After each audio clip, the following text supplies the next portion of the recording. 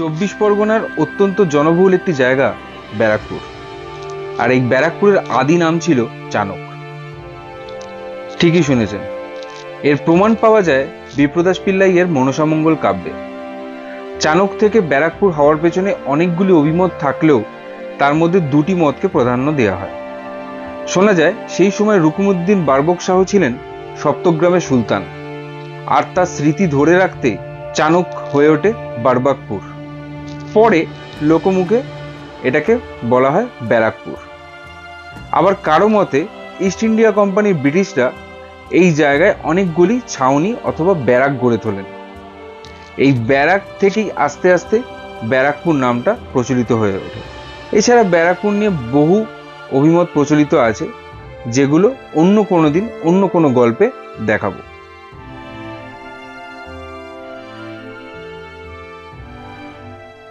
আজকে আমরা চলে এসেছি ব্যারাকপুরে ফেমাস কিছু ফুড জয়েন্ট নিয়ে আপনাদের সামনে। সাথে থাকুন, পুরো ভিডিওটা দেখবেন, ভালো লাগলে কমেন্ট করবেন আর অবশ্যই সাবস্ক্রাইব করবেন।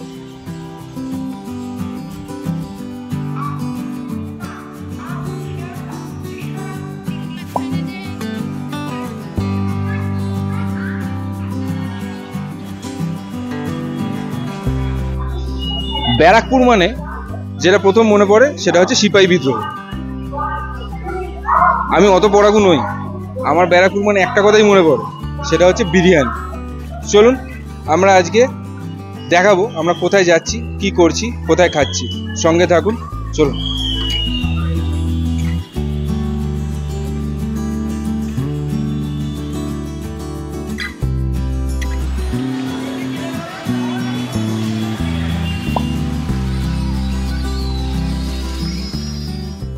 ব্যারাকপুর মানেই আমার কাছে কিন্তু একটা বিশাল নস্টালজিয়া। আমার স্কুলিং ব্যারাকপুর থেকেই শুরু। এবার আসি ছোটবেলার কথায়। ছোটবেলায় যখন স্কুল থেকে বেরোতাম, মর্নিং স্কুল ছিল, অনেক সময় আছে যখন মা আসতো, ছোটবেলায় কিন্তু এই লাস্সির দোকানে ফার্স্ট নিয়ে আসতো গরম থেকে রক্ষা পাওয়ার জন্য।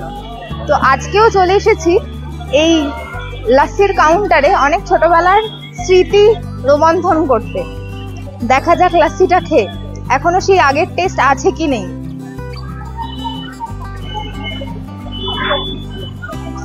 বেশ ভারী লাস্সি, ওপরে যেমন মোটা ঠিক আগেও দিত একটা দইয়ের লেয়ার, সেটা এখনো দিয়েছে কাকু।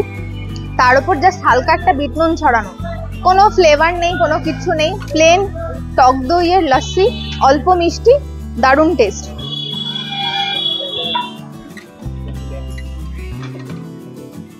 ছোট লাস্সি দাম 30 টাকা, আর বড় গ্লাসে হচ্ছে 35 টাকা। আর বিভিন্ন আরো ফ্লেভারফুল লাস্সি আছে, সেগুলো এর থেকে একটু বেশি দাম। জাস্ট মোটামুটি ম্যাঙ্গো লস্যি, অরেঞ্জ লস্যি, তারপর এদিকে কাঁচা আম লস্যি, বাদাম লস্যি, স্ট্রবেরি লস্যি সবই মোটামুটি অ্যাভেলেবেল আছে। দাম ওই রকমটাই, মোটামুটি 35, 40, 30, 35, ম্যাক্সিমাম 40, তার বেশি নয়।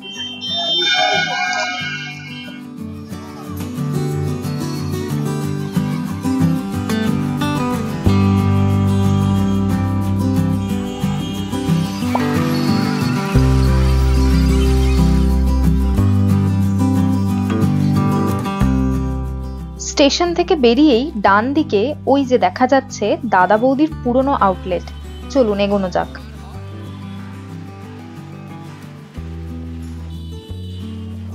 ওই দিকটায় চলে যাচ্ছে পলতার রাস্তা, আর এই দিকে ব্যারাকপুর স্টেশন। আমরা এই দিক দিয়েই এলাম। আর ডান দিকের রাস্তাটা চলে যাচ্ছে চিড়িয়ামোড়ের দিকে, যেটা বিটি রোড কানেক্টেড। ওই দিকেও দুটো আউটলেট আছে।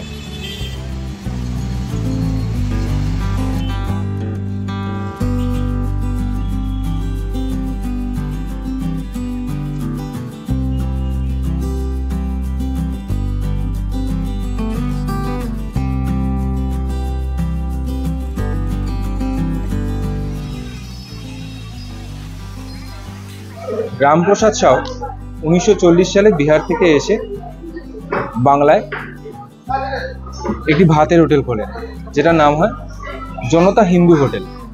সেই জনতা হিন্দু হোটেল 1960 সালে তার পুত্র ধীরেনবাবু ও সন্ধ্যারানী দেবী, পুত্রের স্ত্রী, দুজনে মিলে টেক ওভার করে নেন। এবং ধীরে ধীরে চলতে এই ধীরেনবাবুকে লোকে দাদা এবং চন্দ্রানী দেবীকে বৌদি এই নামে ডাকতে শুরু করে। আস্তে আস্তে জনতা হিন্দু হোটেল হয়ে ওঠে দাদা বৌদির ভাতের হোটেল। বিরিয়ানির ব্যবসাটা শুরু হয় ধীরেনবাবুর সন্তান সঞ্জীব সাহা এবং রাজীব সাহার তত্ত্বাবধানে। তারাই প্রথম দাদা বৌদি হোটেলে বিরিয়ানির ব্যবসা শুরু করে। 3 কেজি চাল থেকে বিরিয়ানি বানানো শুরু হয়েছিল, আর আজকে সারাদিনে মানে এক একটা আউটলেটে এদের প্রায় 25 থেকে 30 খানা হাঁড়ি শেষ হয়ে যায় নিমেষের মধ্যে। সেই দাদা বৌদির ভাতের হোটেল আজকে ব্যারাকপুরের সব থেকে বড় বিরিয়ানির দোকান। মানে ব্যারাকপুর মানেই হচ্ছে দাদা বৌদির বিরিয়ানি, এরপর আর কোনো কথা হয় না।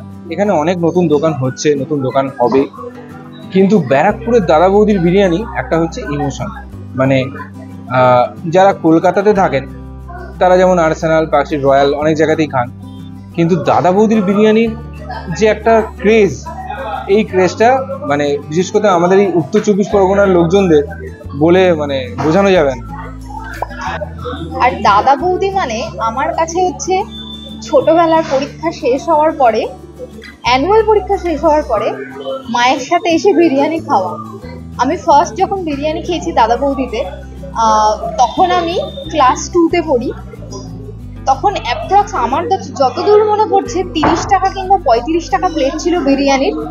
তখন এই নতুন বিল্ডিং তো ছেড়েই দিলাম, যে দোকান ছিল দোকানের পেছনে তখন বিরিয়ানি বানানো হতো, বেঞ্চে বসে বিরিয়ানি খেতাম, একটা নিয়ে মা আর আমি হাফা। সেই স্মৃতিটা এখন আমার মনে পড়ে গেল। অনেক বছর পর দাদা বৌদিতে এলাম, যদিও ক্লাস 2 এর পর নয়, তারপরে মিডিলে আসা হয়েছে, কিন্তু লাস্ট আমরা যখন প্রেম করতাম, হ্যাঁ 2014 হবে, 2014তে তখন আমি পায়েলকে প্রপোজ করি। তো তখন ও এরিনা স্টুডেন্ট ছিল, ব্যারাকপুর এরিনা স্টুডেন্ট ছিল, এই দাদা বৌদির পাশেই।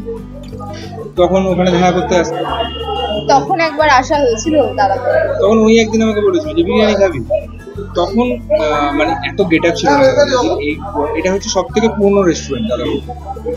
এবার এই পুরনো রেস্টুরেন্টে তখন একটা আলাদা ভ্যালু ছিল। হ্যাঁ, হয়তো এসি ছিল না, ফ্যান ঘুরতো সুন্দর। তো ওই গরমের মধ্যে বসে আমরা বিরিয়ানি খেয়েছিলাম। একটা বিরিয়ানি আমরা শেষ করতে পারিনি, এতটাই কোয়ান্টিটি।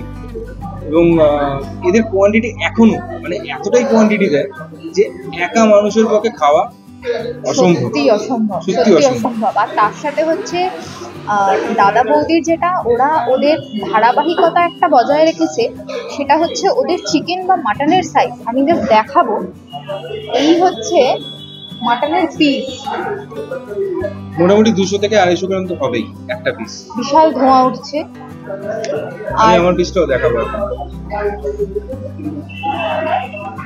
এই সাইজের একটা পিস, তো এই সাইজের একটা হেভি ওয়েট মাটন বা চিকেন, তার সাথে একটা গাবদা মার্কা আলু, তার সাইজও মানে যথেষ্ট, মানে বেশ বড়। এবং এই পুরো প্যাকেজটা একা মানুষের পক্ষে শেষ করা অসম্ভব। আমরা আজকে 3 জন এসেছি। আমরা নিয়েছি একটা স্পেশাল মাটন বিরিয়ানি, তার সাথে নিয়েছি আমরা একটা চিকেন বিরিয়ানি। আর এদের সাথে মেইন যেটা একটা থাকে হচ্ছে কমপ্লিমেন্টারি স্যালাড, তার সাথে একটা গ্রিন চাটনি দেয়, ধনেপাতার চাটনি। এটা কিন্তু সারা বছর পাওয়া যায়। আর এটার টেস্টটা জাস্ট মার্ভেলাস। মানে আমি আগে যতবার খেয়েছি এই চাটনিটার জন্য যেন মনে হয় বিরিয়ানির টেস্টটা আরো বেশি ভালো লাগে। এছাড়া দেখা হচ্ছে একটা কমপ্লিমেন্টারি একটা বিরিয়ানির সাথে জলের বোতল, স্পেশাল নিলে 2টো জলের বোতল দেবে। এবার যেটা কথা সেটা হচ্ছে এই কমপ্লিমেন্টারি স্যালাড বা চাটনির সাথে বিরিয়ানি খাওয়ার যে একটা আনন্দ, সেটা যেমন দুগুণ হয়ে যায়। তাছাড়া এখানে আপনারা পাবেন হচ্ছে নর্মালি বাঙালি যে খাবার, মানে ভাত, ডাল, তরি তরকারি, এই সমস্ত সবকিছুই পাবেন। চিকেন কারি, মাটন কারি, থালি। তার সাথে হচ্ছে আমরা যেটা আগে খুব ট্রাই করতাম সেটা হচ্ছে লিভার, মাটন লিভার ফ্রাই। দুর্দান্ত বানাতো, একদম মানে কালো রঙের যে মাটন লিভার ফ্রাই, ওটার গোলবাড়ির মাংসের মতো কালো দেখতে হয়। আর একটা যেটা ব্যারাকপুর দাদা বৌদির ফেমাস জিনিস, সেটা হচ্ছে এদের ফিশ ফ্রাই। ডায়মন্ড ফিশ ফ্রাইটা অতি অবশ্যই ট্রাই করবেন, ঠিক আছে? অরিজিনাল ভেটকি ডায়মন্ড ফিশ ফ্রাই দুর্দান্ত। আজকে এই গরমে আমরা বেশি কিছু নিইনি, শুধুই বিরিয়ানি নিয়েছি, আর কিছু নিইনি। নাহলে ফিশ ফ্রাই খাওয়ার খুব ইচ্ছে ছিল, আবার আসবো যখন পরে, তখন ফিশ ফ্রাই ট্রাই করবো। আমরা আপাতত শুরু করছি, হ্যাঁ, বিরিয়ানি মানে ঠান্ডা হয়ে থাকতে যাচ্ছে পারছি না। না।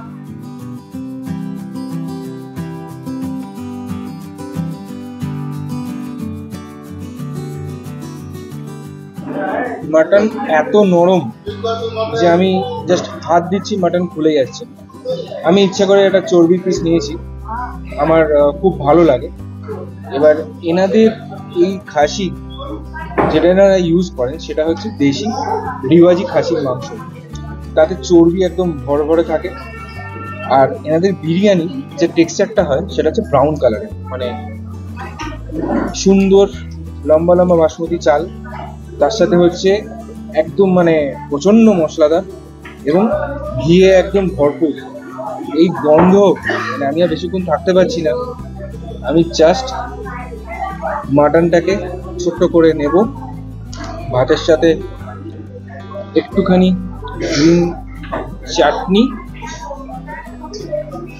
শসা দিয়ে একটা সুন্দর গ্রাস এবার মুখে তুলব।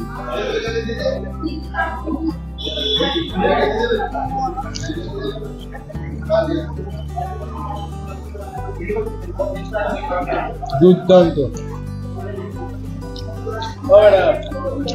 ফাটাফাটি।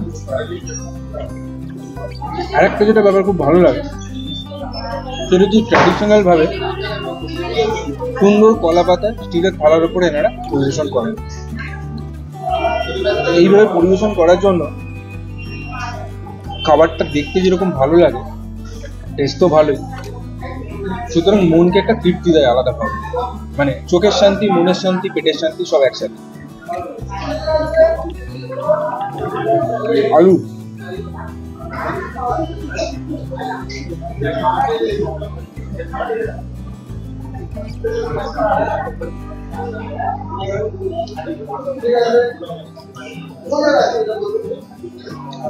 কলকাতার বিরিয়ানির থেকে ব্যারাকপুর দাদা বৌদির বিরিয়ানির স্বাদে গন্ধে সবই থেকে আলাদা। যেমন বিরিয়ানির মধ্যে একটা আদার রসের যে সামান্য ঝাঁঝ সেটা পাওয়া যায়, মানে একটু হালকা ঝাল ঝাল, তার সাথে প্রচন্ড মশলাদার, মানে প্রতিটি গ্রাসে আপনি এটার এই টেক্সচারটা মুখে পাবেন।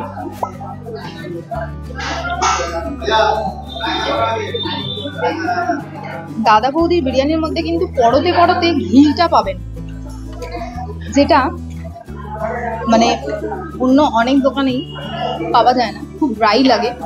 বাট যারা একটু মশলাদার, একটু তেল তেলে বিরিয়ানি পছন্দ করেন তাদের কিন্তু দাদা বৌদি ভালো লাগবেই, লাগতে বাধ্য। আবার অনেকে আছেন একটু ড্রাই টেক্সচার, যেটা আমরা বলি সুখা কাট, সেই ড্রাই টেক্সচারটা পছন্দ করেন, তাদের আবার এই বিরিয়ানিটা ভালো নাও লাগে। সুখা কাট গিলা কাট যেটা, সেটা একবার জাস্ট বলে দেন না তো, সুখা কাট কোনটা, গিলা কাট কোনটা? অ্যাকচুয়ালি বিরিয়ানি হাঁড়ির নিচের যে পার্টটা, যেটাতে মশলা বেশি থাকে, যে ঘি বেশি থাকে, একদম নিচের যে লেয়ারটা থাকে সেইটা হচ্ছে গিলা কাট, আর ওপরের যে রাইসের টেক্সচারটা থাকে সেইটা হচ্ছে সুখা কাট।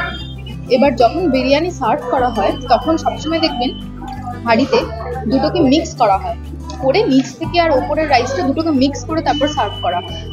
তো দাদা বৌদির যে বিরিয়ানির টেক্সচার, সেটাতে গিলা কাটের পরিমাণটাই বেশি, মানে যে ওপর থেকে দিক, নিচ থেকে দিক, মিডল থেকে দিক, পুরোটাই একদম ঘিয়ে ভরপুর।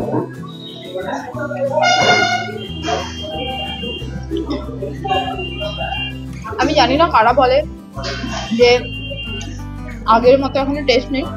আমি লাস্ট 4 বছর আগেও যা খেয়েছিলাম, সত্যি বলছি এই বিরিয়ানিটা আমার সেরকমই লাগছে খেতে। এবার হয়তো হাঁড়ির একটু ডিফারেন্স হতেই পারে, দেখুন মানুষের হাতের রান্না, এটা তো কোনো মেশিন মেড নয়। সেই ক্ষেত্রে আমাদের বাড়িতে রান্না করলেও এক এক দিন এক এক রকম রান্না হয়েই থাকে, কিন্তু আমি সত্যি বলছি আমি কিন্তু কোনো ডিফারেন্স বুঝতে পারছি। হয়তো আমার কপাল ভালো, তাই জন্য আমি আগে যেরকম বিরিয়ানি খেয়েছি এখনো সেরকমই খাচ্ছি। বিরিয়ানিকে কলকাতায় প্রথম নিয়ে আসেন নবাব ওয়াজেদ আলী শাহ, তার হাত ধরে কলকাতায় বিরিয়ানি প্রবেশ করে। শোনা যায় বিরিয়ানিতে আলুর প্রচলন উনিই করেন। ব্যাস, গল্প হিট। আজকে যদি এখন এটাই ভাবি, আজকে যদি উনি এটা না করতেন, আমাদের মতন এই পেটুক বাঙালি আলু প্রেমী বাঙালি এই বিরিয়ানি আলু থেকে কিন্তু বঞ্চিত থাকবে। আমার তো সত্যি ওই কারণে বিরিয়ানিতে আলু থাকলে আর কিছু লাগে না, চিকেন মাটন না হলেও চলবে, বাট আলু থাকতেই হবে। আলু ছাড়া বিরিয়ানি প্রচন্ড পরিমাণে ইনকমপ্লিট। আমাদের সাথে আজকে রোহনও আছে। আমরা আজকে একটা স্পেশাল মাটন বিরিয়ানি নিয়েছি। এটার দাম নিয়েছে 610 টাকা। তাতে 2 পিস মাটন, 2 পিস আলু, আর আমার আর পাইলে দুজনের পোর্শন কমপ্লিট। রোহন, চিকেনের সাইজটা দেখতে এই দিকটা ধরতে পারছে না, এত বড়। রোহনের এই ছোট হাতে ফুলে যাচ্ছে চিকেনের সাইজ রোহন ঠিক ধরতে পারছে না, এতটাই বড়। তার সাথে চিকেনটা প্রচন্ড টেন্ডার জুসি, দেখেই মনে হচ্ছে আর প্রচন্ড গরম। মাটন বিরিয়ানির দাম 360 টাকা আর চিকেন বিরিয়ানির দাম 270 টাকা। স্পেশাল চিকেন বিরিয়ানির দাম 440, তাতে 2 পিস চিকেন আর 2 পিস আলু থাকে। কোনো বিরিয়ানির সাথেই কিন্তু ডিম থাকে না। হাত দিচ্ছিস পুরো খুলে যাচ্ছে, কোনো এফোর্ট লাগছে না। আলু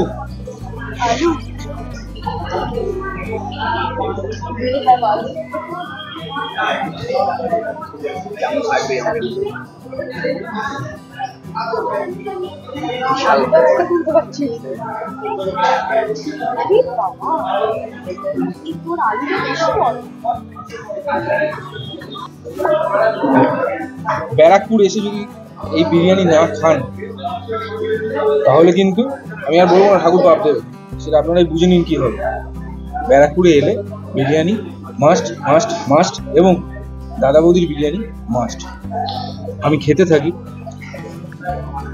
আর বকতে পারছি না, বিরিয়ানি ঠান্ডা হয়ে যাচ্ছে। আমি জাস্ট হাতটাকে তুলতে গেলাম, মাংস থেকে ছেড়ে বেরিয়ে এলো। অদ্ভুত কোয়ালিটি, আর মাংস মারাত্মক টেন্ডার, মারাত্মক। চিকেন মাটন দুটোই। 100 জনের মধ্যে 95 জন এনাদের এই মাটন বা চিকেনের সাইজ এবং কোয়ালিটি এটার জন্যই আসেন।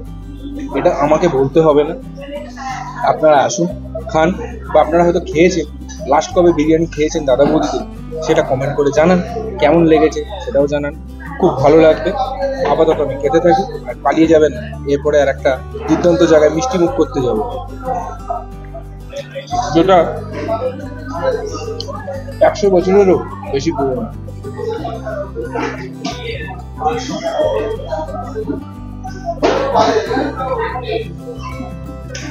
অনেক কষ্টে পুরো বিরিয়ানিটা শেষ করতে পেরেছি, পেটটা দেখাবো।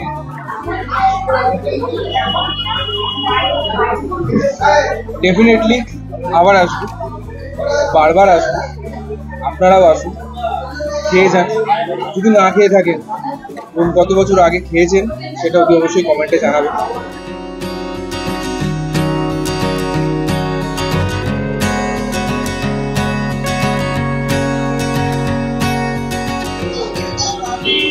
ব্যারাকপুরে 190 বছরের পুরনো জলুয়ার দোকান বা জলুয়া কচুরির দোকান। ব্যারাকপুরের বাচ্চা বাচ্চা লোক যেমন ব্যারাকপুরের বিরিয়ানি বলতে দাদা বৌদি বোঝায়, সেরকম রাবড়ি বলতে এই জলুয়ার রাবড়ি বোঝায়। এই এক ভার রাবড়ি, যেটাতে আছে 100 গ্রাম রাবড়ি, এটার দাম নিয়েছে 50 টাকা। আমি খাবো এবং বাড়ির জন্য নিয়ে যাব। দোকানটির আসল নাম হচ্ছে সত্যনারায়ণ মিষ্টান্ন ভাণ্ডার, মানে লোকের মুখে মুখে এটা চলে এসছে জলুয়ার দোকান নামে। রাবড়িটা খাই, খেয়ে দেখি কেমন। বিরিয়ানি খাওয়া হয়ে গেছে, এবার মিষ্টি মুখের পালা।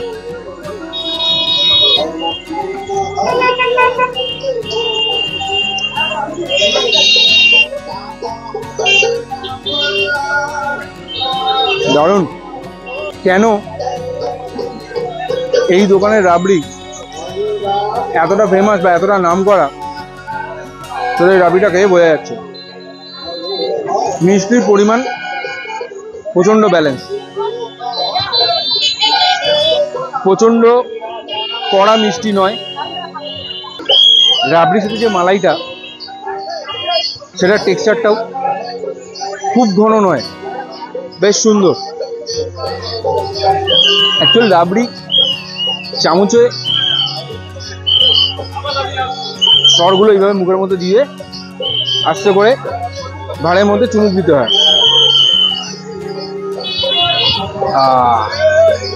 এই হচ্ছে ব্যাপার, দুর্দান্ত। ব্যারাকপুর স্টেশন থেকে বেরিয়ে উল্টো দিকেই হচ্ছে এই জলুয়ার রাবড়ির দোকান। সকাল থেকে রাত্রির 8টা-9টা অবধি এখানে কচুরি পাওয়া যায়। কচুরির সাথে ছোলার ডাল, ছোলার ডালের উপরে অল্প একটু চাটনি দিয়ে এনারা পরিবেশন করেন। কচুরি তো এখানে ফেমাসই, তার সাথে রাবড়ি এখানকার সব থেকে ফেমাস। দোকানটাতে ঢুকলে, মানে দোকানের ভেতরে ঢুকলে বুঝতে পারবেন সময় যেন কোথাও গিয়ে একটা থমকে গেছে। 190 বছরের পুরনো দোকান। এর আগে যখন এসেছিলাম দোকানটা রেনোভেট করা ছিল না, এখন সদ্য একটু রেনোভেট করেছেন, পুরোটা নয়। নতুন শোকেস অ্যাড করেছেন, ভেতরে কিছুটা সারাই টারাই করেছেন, কিন্তু নস্টালজিক ব্যাপারটা কিন্তু এখনো রয়েছে। ব্যারাকপুরে কোনো কাজে এলে বা ব্যারাকপুরে এলে একবার এই জলুয়া রাবড়িতে ঢু মেরে যান, বাড়ির জন্য নিয়ে যান। আর চ্যানেলটাকে সাবস্ক্রাইব করবেন, কমেন্ট করবেন, নতুন আরও ভিডিও আসছে। আমরা যখন খেতে থাকি